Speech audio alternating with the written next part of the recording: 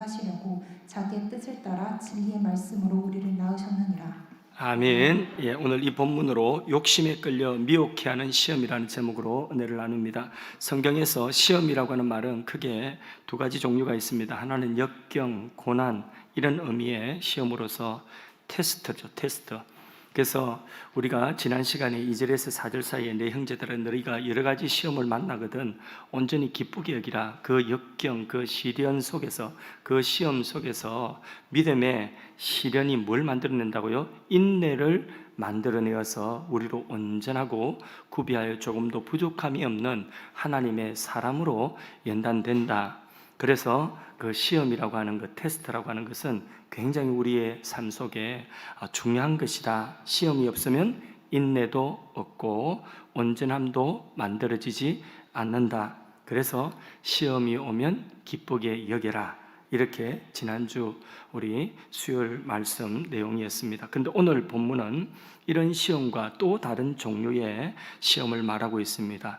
이것은 유혹이라고 하는 것입니다. 자, 12절에서 15절 사이 말씀을 다시 한번 우리 한 목소리로 이번에는 12절에서 15절까지 합독해서 한번 읽어보겠습니다. 시험을 참는 자는 복이 있나니 이는 시련을 견디어낸 자가 주께서 자기를 사랑하는 자들에게 약속하신 생명의 면류관을 얻을 것이기 때문이라. 사람이 시험을 받을 때에 내가 하나님께 시험을 받는다 하지 말지니 하나님은 악에게 시험을 받지도 아니하시고 친히 아무도 시험하지 아니하시느니라. 오직 각 사람이 시험을 받는 것은 자기 욕심에 끌려 미혹됨이니 욕심이 잉태한 적 죄를 낳고 죄가 장성한 적 사망을 낳느니라. 아멘. 여기 12절 봅니다. 12절 보면 시험을 참는 자는 복이 있다. 시련을 견뎌낸 자가 약속하신 생명의 면류관을 얻을 것이다. 여기 12절의 시험은 참는 시험입니다. 우리가 그 앞절에 있던 말씀들을 정리하는 그런 역할을 하면서 뒤의 말씀과 대조를 하기 위한 12절의 시험, 조금 다른 종류의 시험이 이제 13절 이하에 나오는데 이 시험, 13절 이하의 시험은 참지 못하고 자기 욕심대로 가는 것을 말하고 있는데 12절과 13절은 서로 좀 대조를 이루고 있습니다. 참는 자는 복, 생명의 면류관을 받을 것이지만은 참지 못하고 자기 유혹대로, 자기 욕심대로 가는 자는 사망에 이른다는 말씀을 대조를 하고 있습니다. 오늘 유혹에 대한 말씀을 살펴보는데 어떻게 우리가 유혹에 넘어가는지 그 원인과 그 유혹에 넘어가는 과정들을 잠깐 본문을 통해서 살펴봅니다. 먼저 유혹의 원인이 뭔지 잠언 19장 3절에 보면 사람이 미련함으로 자기 길을 굳게 하고 마음으로 여호와를 원망한다 이래 말씀을 했습니다. 자, 이 말씀을 이 잠언서의 말씀을 야고보 사도가 그대로 야고보서에 적용시키고 있습니다. 전도서 7장 29절 말씀도 나의 깨닫는 것이 이것이라 곧 하나님이 사람을 정직하게 지었는데 사람들이 많은 깨를 냈다 이렇게 말씀을 하고 있는데 여기 내가 하나님께 시험을 받는다, 내가 하나님께 유혹을 받는다 이렇게 말하는 사람들의 모습이 바로 잠언 19장에 말씀하는 사람이 마음으로 여호와를 원망한다 하는 그 말의 적용인 것입니다. 또 하나님이 사람을 정직하게 지은 사람들이 깨를 내서 하나님께 잘못을 그렇게 돌리고 하나님 탓을 한다는 것이죠. 야고보서를 보면 이 구약의 잠언이나 전도서와 같은 지혜의 말씀들을 많이 적용을 하고 있습니다. 그래서 우리가 야고보서를 행함이 있는 믿음이다 이 주제를 그렇게 알고 있는데, 근데 사실 지혜의 말씀이에요. 지혜의 말씀.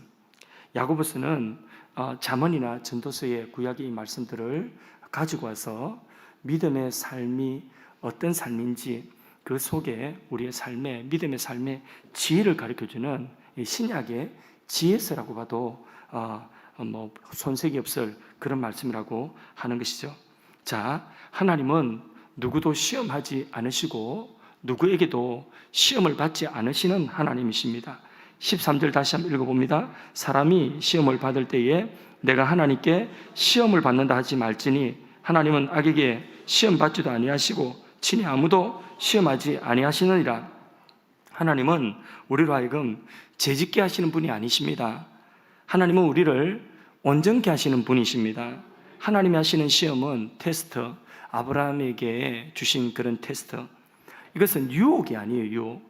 그것을 통해서 죄짓도록 하기 위한 목적이 아니라는 것이죠. 시련을 통하여서 인내를 만들어내고 온전한 사람, 온전한 믿음으로 만드시고자 하시는 하나님의 테스트는 있지만은 하나님이 사람을 죄짓도록 일부러 시험하는 일은 없다는 것입니다. 하나님이 사람을 유혹하면 그게 마귀지 하나님입니까? 그런 것은 없다는 거죠.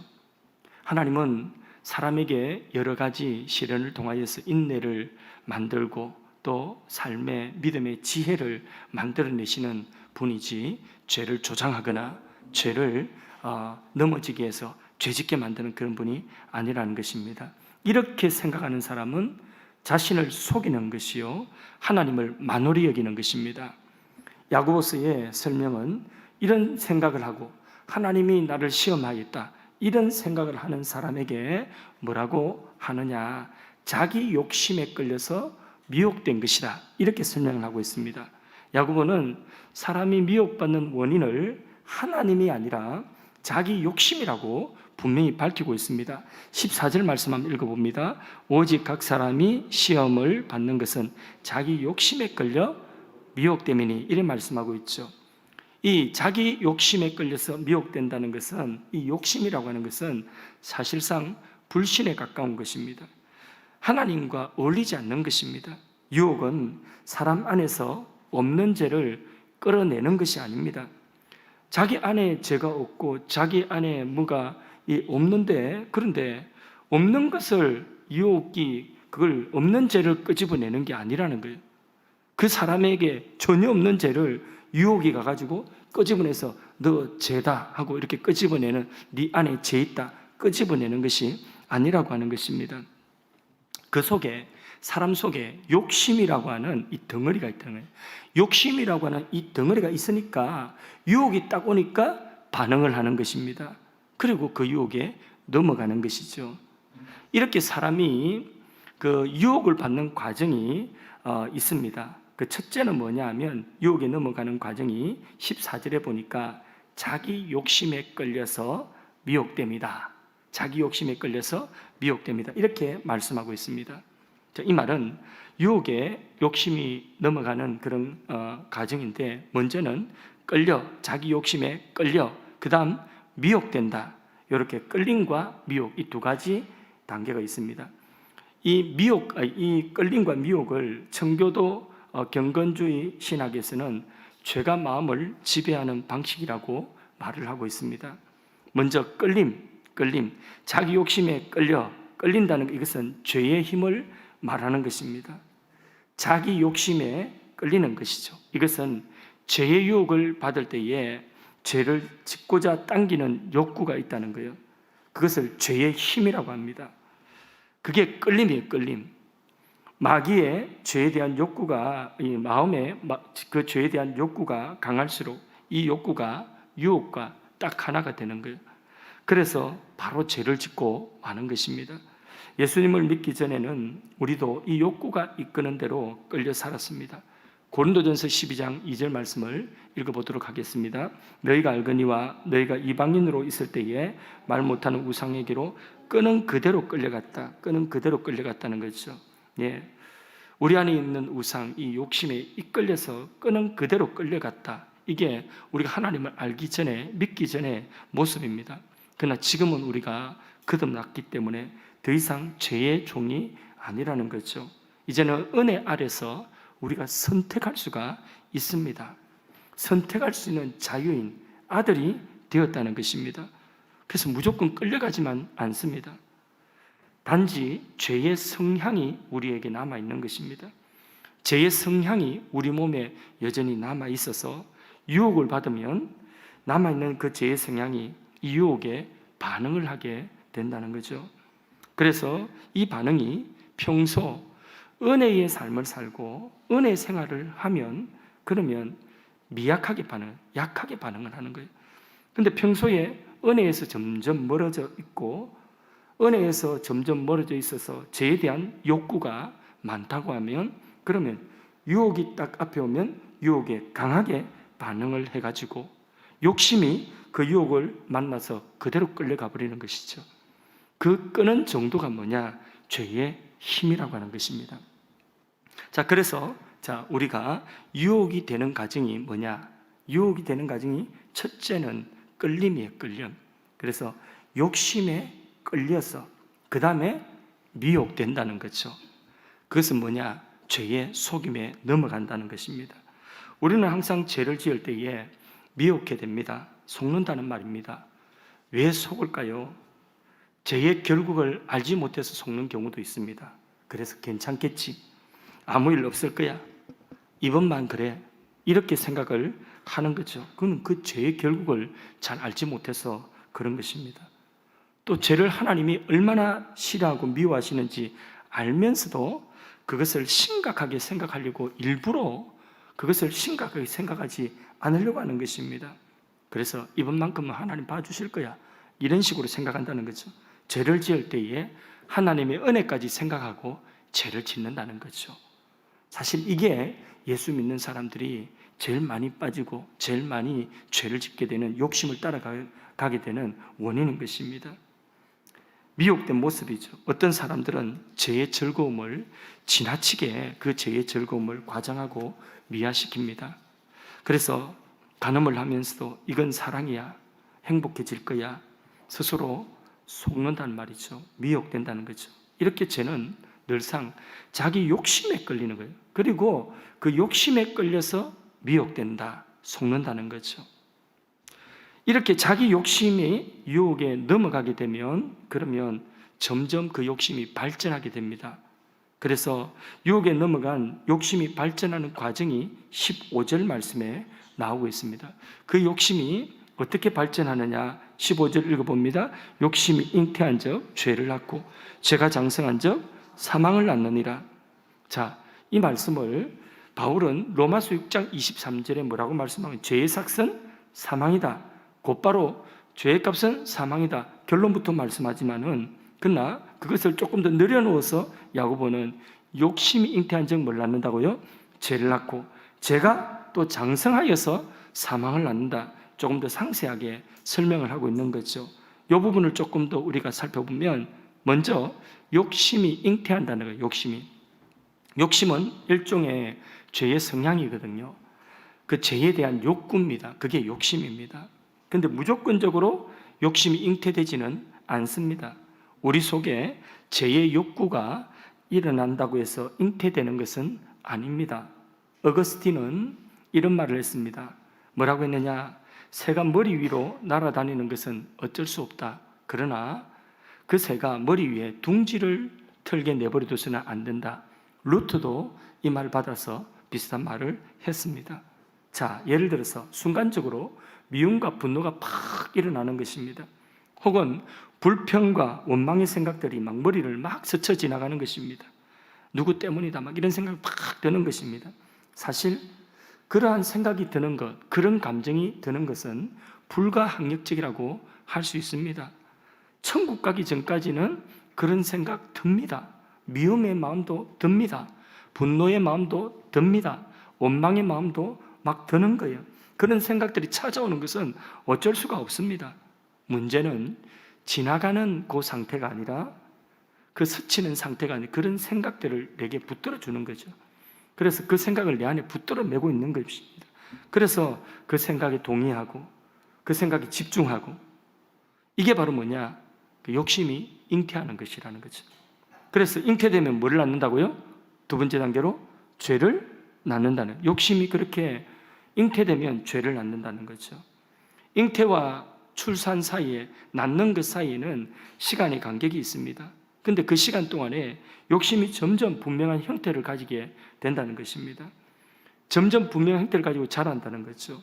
죄의 뚜렷한 모습이 그렇게 형성이 된다는 거예요.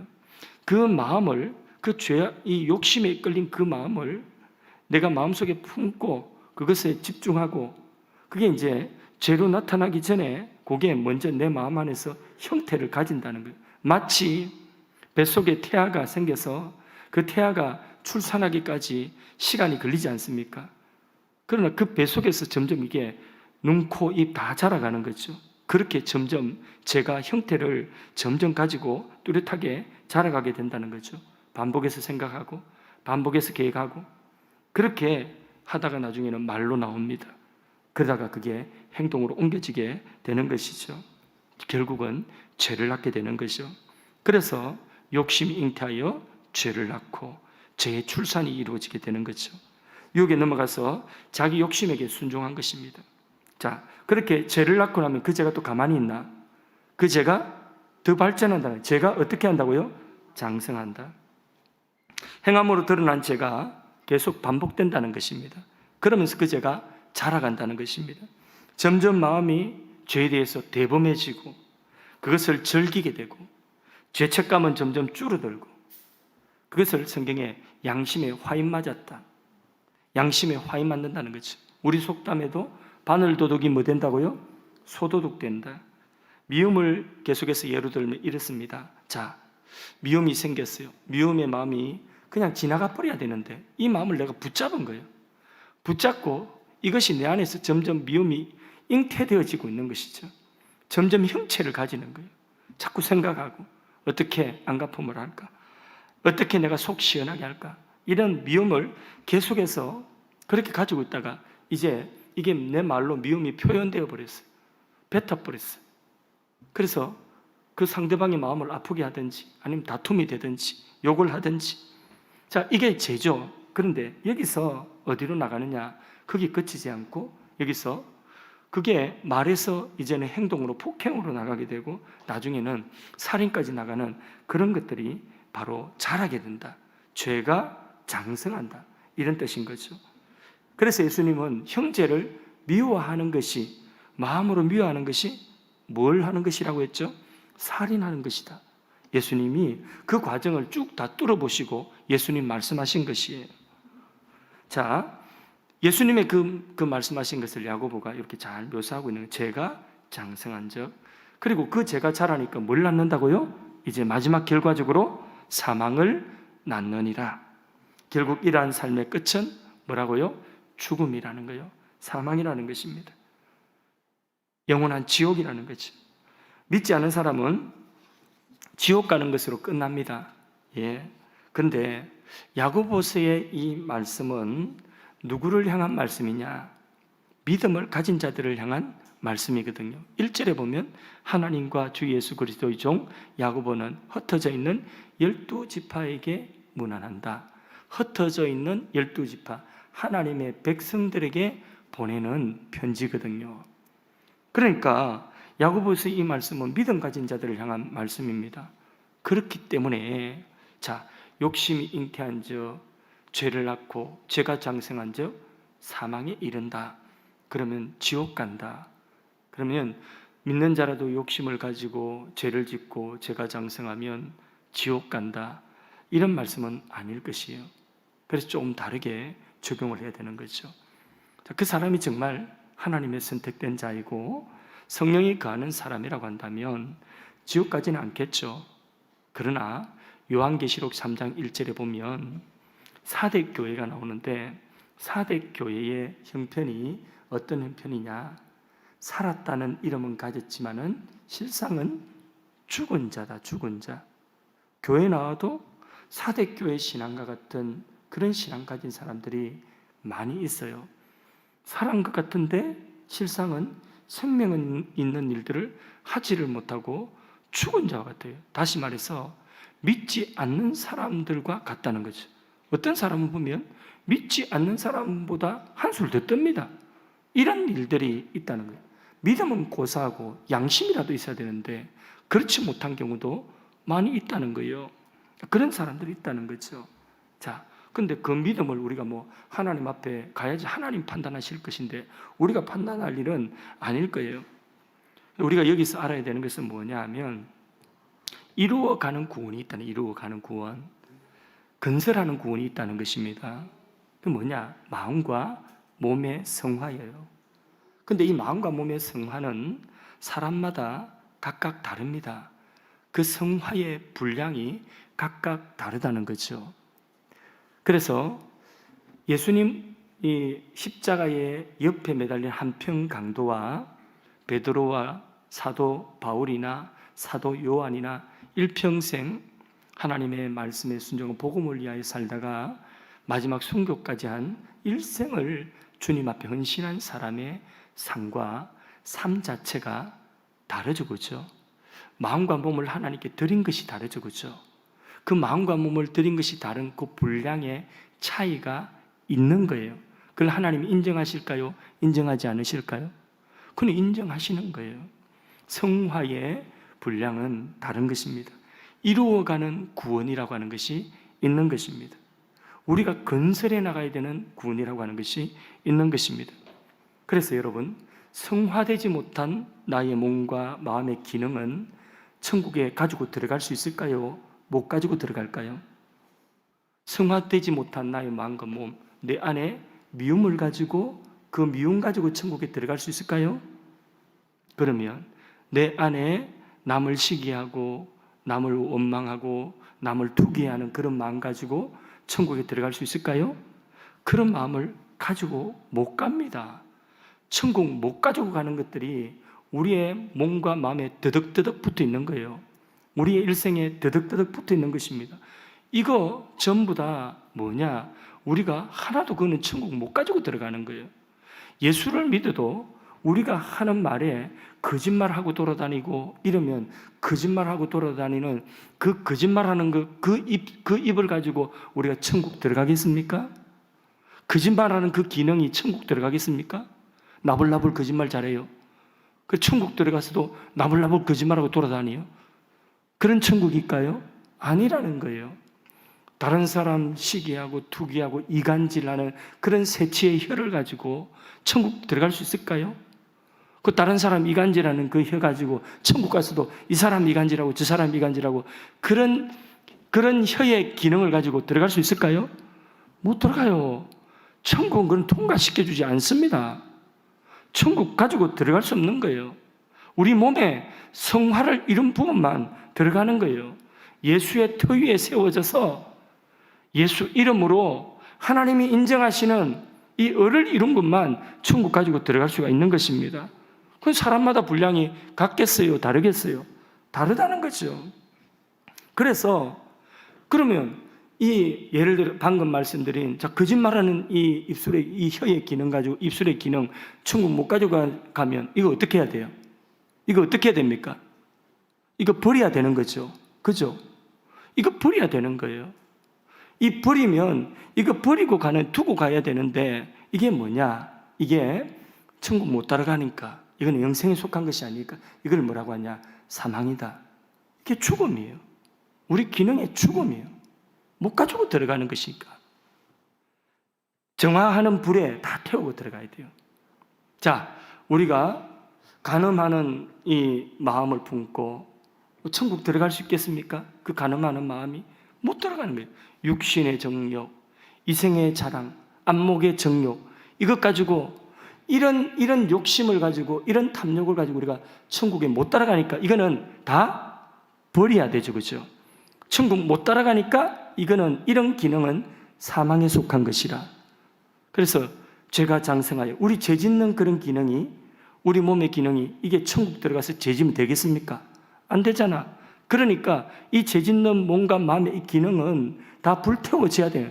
정화되고 천국 들어가는 것입니다. 죽음이라고 하는 그거 정화시키는 과정이에요. 정화되고 천국 들어가야 되는데 이 불에 다 태우고 소각시켜야 돼요. 그래서 우리 믿음의 사람에게도 사망이 있는데 그 사망은 뭐냐? 천국 못 가지고 들어가는 게 그게 사망이에요. 우리의 말과 우리의 행동과 우리가 땀 흘려 수고한 모든 것들 가운데서 천국 못 가지고 들어가는 그게 바로 사망에 속한 것이에요. 그건 버려둬야 되는 거예요. 그래서 이건 뭐 제가 지어낸 말이 아니에요. 제 철학적인 말도 아니고 고린도전서 3장 12절에서 15절 사이 말씀 봅니다. 정하는 불에 다 태우고 그런 것들은 소각시켜야 돼요. 소각시키고 천국 들어간다는 거죠. 고린도전 3장 12절에서 15절 사이 말씀을 우리 합독해서 한번 읽어봅니다.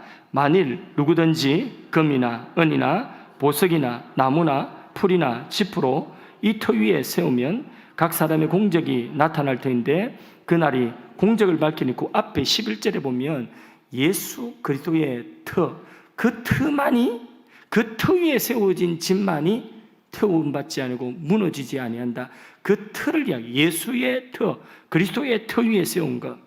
그러면서 12절에 누구든지 금이나 은이나 보석이 나무나 풀이나 지프로 이 터 위에 세우면 각 사람의 공적이 이제 나타났는데 그날이 공적을 밝히는데 이는 불로 나타내고 13절에 같이 한번 읽어봅니다. 그 불이 각 사람의 공적이 어떠한 것을 시험할 것이라. 14절 만일 누구든지 그 위에 세운 공적이 그대로 있으면 상을 받고 그대로 있는 것이 있다는 거죠. 그래서 예수 그리스도의 터 위에 세워져서 예수님을 위하여서 믿음으로 행한 그것이 마지막 공적이 시험당하는, 불로 시험당하는 여기에서 이 정화의 과정에서 통과하고 그대로 있으면 그것은 상을 받고, 그것은 상을 받는다는 거죠. 성화를 이룬 것만큼 상을 받고. 15절 말씀 읽습니다. 누구든지 그 공적이 불타면 해를 받으니. 그 공적이 불타는 것도 있다는 거예요. 불타는 공적이 있죠, 그죠?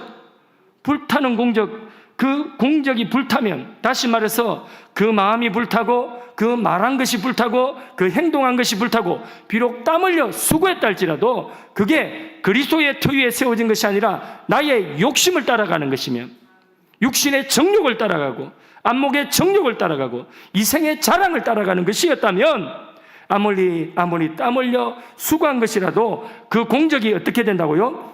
불탄다는 것입니다. 천국 못 들어간다는 것입니다.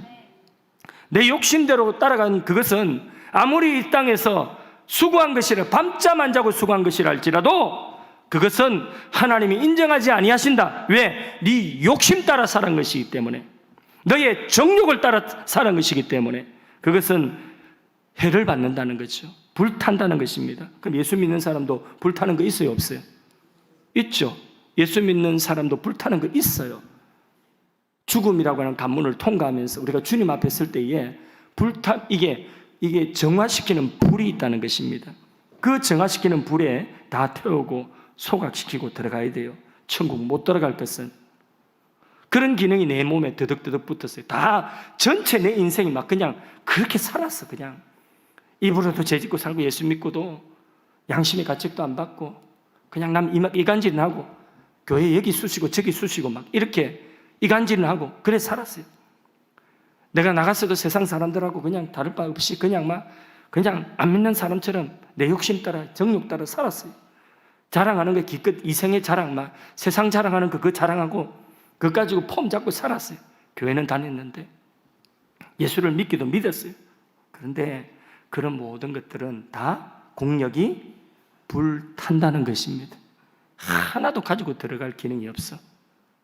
다 불태우고 정하는 불에 태우고 소각시키고 갑니다. 15절 하반절 봅시다. 그러나 그 사람도 구원은 받아요, 못 받아요? 구원은 받아요.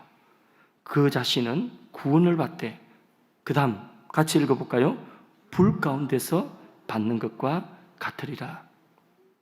미움이, 시기가, 다툼이, 질투가, 염려와 근심과 원망과 불평과 의심과 두려움, 욕심, 탐욕, 이거 다 천국 들어갈 거예요? 못 들어갈 거예요?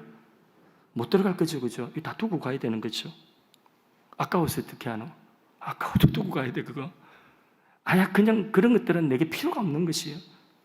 주님께 영광 돌리는 일 한 번도 해보지도 못하고 불신자와 똑같은 삶을 살다가 죽는 것입니다.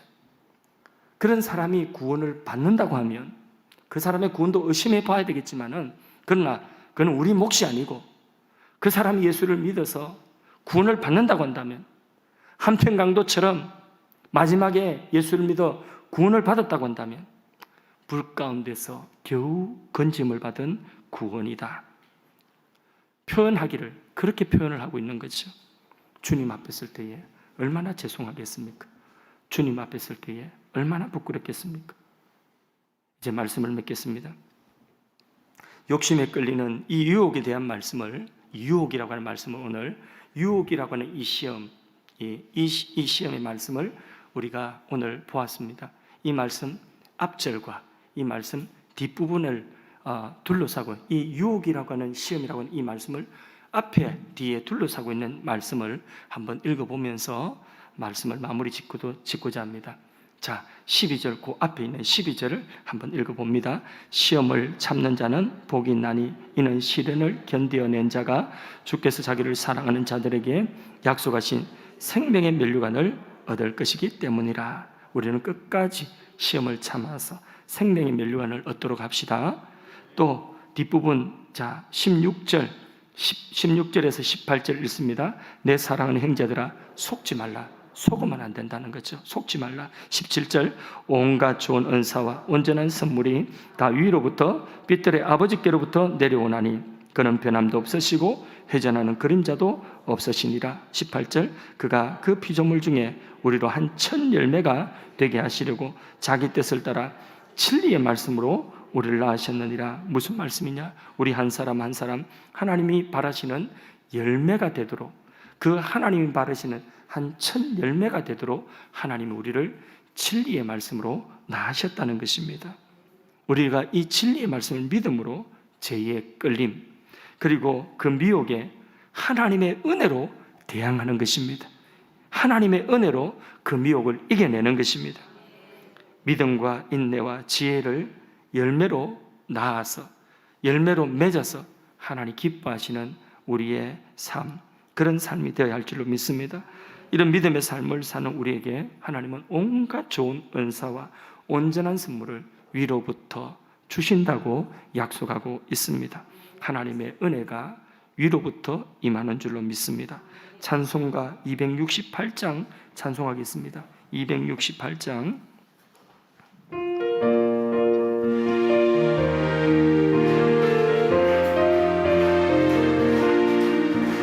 죄에서 자유를 얻게 함은 보혈의 능력, 주의 보혈, 시험을 이기고 승리하니 참 놀라운 능력이로다. 주의 보혈 능력이 또다. 주의 피 믿어 주의 보혈, 그 어린 양의 매우 귀중한 피로다. 육체의 정욕을 이기림은 보혈의 능력, 주의 보혈, 정결한 마음을 얻게 하니 참 놀라운 능력이로다. 주의 보혈 능력이 또다. 주의 피 믿어 주의 보혈, 그 어린 양의 매우 귀중한 피로다. 눈보다 더 이게 맑히는 것 보혈의 능력, 주의 보혈, 부정한 모든 것 밝히시니 참 놀라운 능력이로다. 주의 보혈 능력이 또다. 주의 피 믿어 주의 보혈, 그 어린 양의 매우 귀중한 피로다. 구주의 복음을 전할 제목 보혈의 능력, 주의 보혈, 날마다 나에게 찬송 주니 참 놀라운 능력이로다. 주의 보혈 능력이 또다. 주의 피 믿어 주의 보혈, 그 어린 양의 매우 귀중한 피로다. 아멘. 우리 합심해서 한번 기도하겠습니다. 시험을 참는 자가 복이 있다고 했습니다. 주께서 약속하신 생명의 면류관을 얻을 것이라고 했습니다. 우리의 삶 속에는 우리의 욕심을 따라서 이끌려서 미혹해 되어지는 이런 시험이 우리 앞에 있습니다. 우리 앞에 이런 시험을 넉넉히 이길 수 있는 은혜로 채워주시고, 그리고 주님의 십자가 보혈의 권능으로 우리를 날마다 깨끗게 하시고, 그 보혈로 듣고 뿌리고 바름으로 말미암아 우리를 깨끗게 하여 하나님 앞에 설 때에 깨끗하고 온전한 사람, 그런 사람으로 설 수 있도록 하나님께 기도하십시다. 하나님은 우리를 진리의 말씀으로 나오실 뿐만 아니라 십자가의 해산의 고통으로 나가셨습니다. 왜? 하나님이 바라시는 열매가 되도록 하시기 위해서, 하나님이 바라시는 열매되는 삶을 살 수 있도록, 열매 맺는 삶을 살 수 있도록 우리 주여 한번 외치고 말씀 붙들고 기도하도록 하겠습니다. 주여, 주여, 살아계신 하나님 아버지 감사하고 찬양합니다. 하나님, 우리를 오늘도 사랑하셔서 하나님의 생명의 말씀으로 우리 욕심을 따라 그 욕심에 이끌려 미혹되어져서 죄를 낳고 죄가 장성하여 사망에 이르러서 우리가 구원을 얻되 불 가운데서 얻는 구원과 같이 하나님 아버지여, 이 땅의 성화의 삶을 하나도 살지 못하도록 미혹하는 하나님 아버지여, 이 미혹을 이길 수 있도록 하나님 아버지 오늘도 생명의 말씀으로 우리를 깨우쳐 주심을 감사하고 찬양합니다. 하나님이여, 우리가 거듭났지만은 우리 안에 여전히 죄에 대한 본성이 있기에 그 죄성이 하나님 아버지 유혹을 만날 때에 하나님 그 유혹이 욕심이 이끌려서 하나님 아버지여 그 앞에 다시 또다시 죄를 잉태할 때가 하나님 많이 있습니다. 주님, 우리가 죄를 이기기를 원합니다. 하나님 아버지, 욕심에 이끌려서 그 유혹에 넘어가지 않기를 원합니다. 죄의 유혹이 더 이상 우리에게 힘쓰지 못하도록 하나님 아버지 날마다 하나님의 은혜로 더욱더 채워 주옵소서. 하나님 아버지, 육신의 정욕, 이생의 자락, 안목의 정욕을 이끌려 살아가는 삶이 아니라 하나님 우리 아버지여, 우리의 모든 삶이 하나님 은혜의 삶이 되기를 원합니다. 믿음의 삶이 되기를 원합니다. 날마다 은혜로 충만케 하여 주옵소서. 날마다 은혜 받는 자리에 서게 하여 주옵시고, 날마다 은혜의 마음으로 채우게 하시고, 하나님 아버지 주의 생각들이 하나님 내 머리를 스칠 때에 그 생각을 붙잡지 않도록 하여 주시고, 성령이 주시는 생각이 내 머리를 스칠 때에 하나님 그 성령의 순한 생각을 붙들게 하시고 품게 하시고, 하나님 아버지여 말하게 하시고, 하나님 아버지여 행하게 하시고, 하나님 열매 맺게 하여 주시기 원합니다. 그래서 하나님이 원하시는 아름답고 선한 열매 맺기를 원합니다. 하나님이 바라시는 열매가 되기를 원합니다. 하나님 아버지, 우리의 삶을 축복하여 주옵소서. 하나님 아버지, 유혹을 이기게 하여 주옵소서. 죄를 이기게 하여 주옵소서. 죄를 이기는 능력, 죄를 씻는 능력, 그리스도의 십자가의 보혈의 능력, 진리의 말씀의 능력, 성령의 그 능력 우리 가운데 입혀 주시기를 원합니다. 하나님, 승리하기를 원합니다. 생명의 면류관을 받기를 원합니다. 하나님, 우리 아버지 역사하여 주옵소서. 오늘도 하나님께서 우리에게 생명의 말씀을 허락하여 주셔서 감사합니다. 하나님, 우리가 욕심에 이끌려 살지 않기를 원합니다. 욕심을 십자가에 못 박기를 원합니다.